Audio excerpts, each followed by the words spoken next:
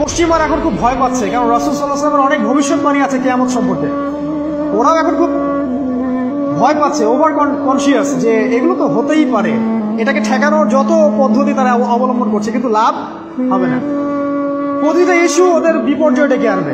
যে কোনো ইস্যু হোক, সেটা প্যালেস্টাইন বা কাশ্মীর, হোক সেটা আফগানিস্তান বা পাকিস্তান বা বাংলাদেশ বা বার্মা, কোনো ইস্যুই তাদের জন্য কল্যাণ বয়ে আনবে না।